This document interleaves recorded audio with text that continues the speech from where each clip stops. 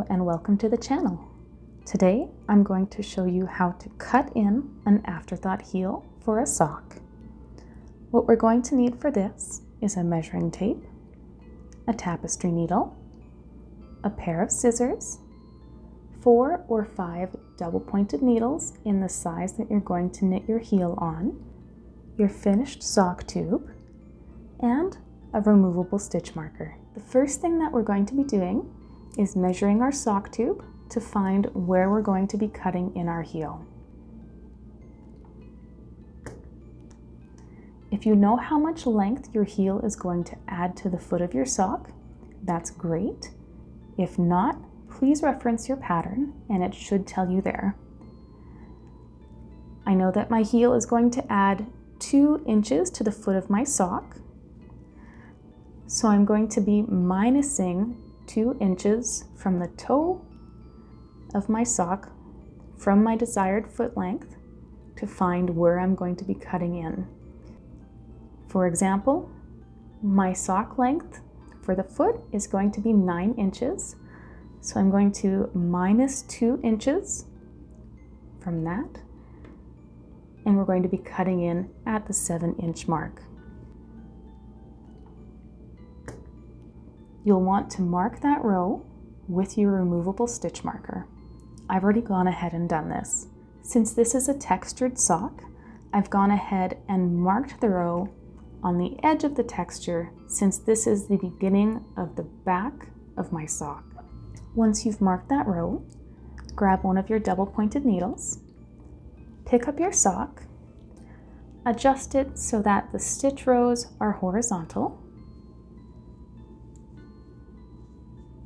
and just adjust the sock like this so that you can see clearly where the back of your sock starts. You're going to be picking up the right leg of the stitch directly below your marked row. If you're trying to figure out which leg is the right leg, your stitches make a V, and it'll be picking up the right side of that V. You're going to go along and pick up the right leg of every stitch for half the number of your sock circumference.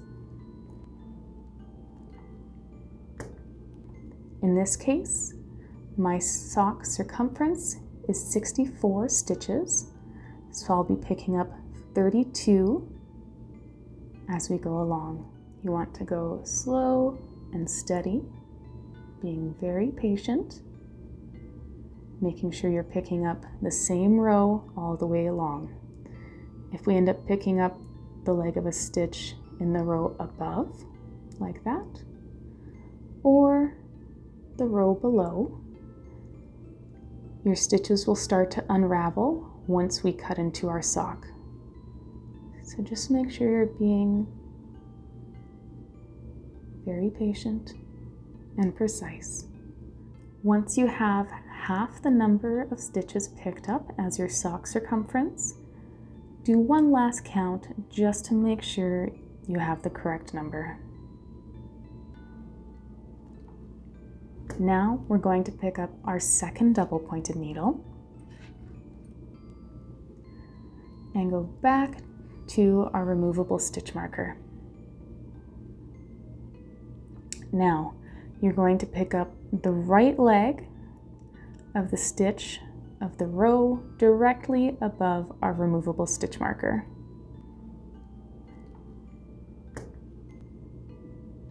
It'll be right here. And you're going to go along, same as we did on the other row, and pick up the right leg of each stitch for half of the number of stitches of the circumference of our sock, leaving one row in between our double-pointed needles. You can see it there. That is the row that we're going to be removing once we cut into our sock. Again, slow and steady. As we pick up more stitches, it'll be a little bit more difficult, but again, just be patient and take your time. Once we have all of our stitches on both needles, so again, that's going to be half the number of our sock circumference, count one more time just to make sure we haven't missed anything.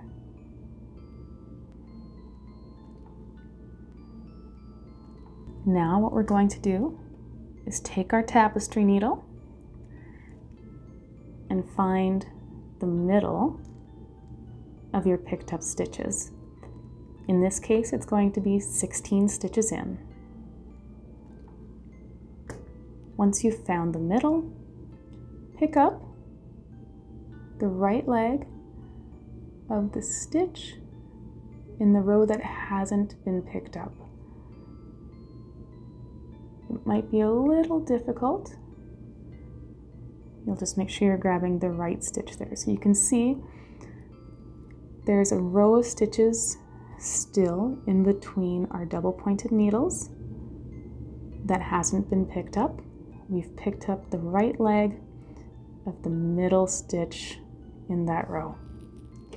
That's where we'll be cutting our yarn. So grab your scissors, snip that stitch that you've picked up with your tapestry needle.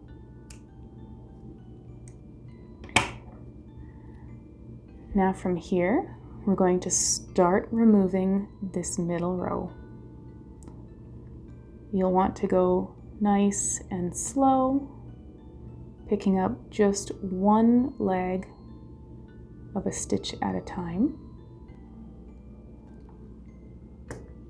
Now it might be really scary, but we've been really thorough picking up the stitches with our double pointed needles, so nothing will end up dropping. Just take your time. Since we're pulling out this row that's already been knit, your yarn is probably going to want to be all crimped, very much like a project that you've pulled back or pulled out. It just wants to keep that original stitch form there. That's okay. You won't want to pull more than one leg out at a time. And the reason for this is if you start to do more than one, your yarn is much more likely to get tangled. We want this yarn relatively intact because we'll be using it to weave in the ends of our heel a little bit later. And we're just going to keep pulling until we get to the end of our picked up stitches that are sitting on our double pointed needles. We're at the last couple legs here.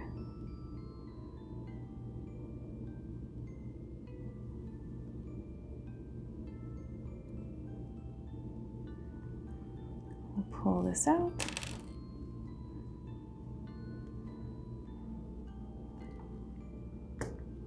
And you want to pull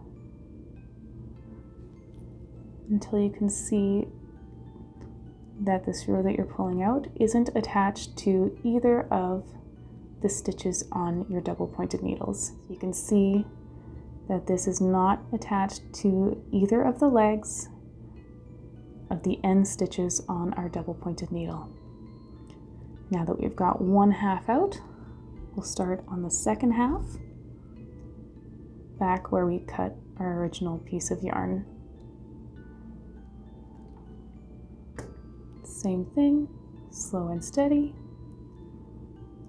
We'll go all the way until we get to that last set of stitches on our double pointed needle. As you get closer to the end, you'll notice the space between your double pointed needles is a lot looser, and that is just fine. There's nothing to worry about there. All right, now we're getting to this waste yarn. That's the last little bit between the legs of our picked up stitches. We'll just remove that. And there we go. Now that we've removed this entire half row on the back of our sock, one thing that I'll usually do is take the two ends of the yarn from the row that we cut, as well as the end of the yarn from the ball that I'll be using to knit my heel. I'm going to make a loose little knot here and just tie everything in. Now you'll want to make sure that you don't make a knot that you're not going to be able to undo, because you'll need to be undoing this later when you weave in your ends. Now, the reason that I do this is so that you don't have to worry about the end of your yarn that you'll be knitting your heel in. You won't have to worry about keeping that taut, and this will help keep your stitches uniform and your tension steady. Now, from this point, you have two sets of double pointed needles with the right number of stitches on them. Now we're ready to start the setup row for our heel. One thing you'll want to do is to pick up 4 additional stitches. Now we're going to do this on either end of our double pointed needles, and you're going to want to pick up a stitch from the same row of the stitches that are on your double pointed needle. I will typically pick up the left and right leg, you can see here, and the reason for that is I feel that it gives my heel a little more stability, since this is going to be one of the most taut points where most of the pressure is going to be on your stitches. You're going to transfer those to your double pointed needle with your live stitches,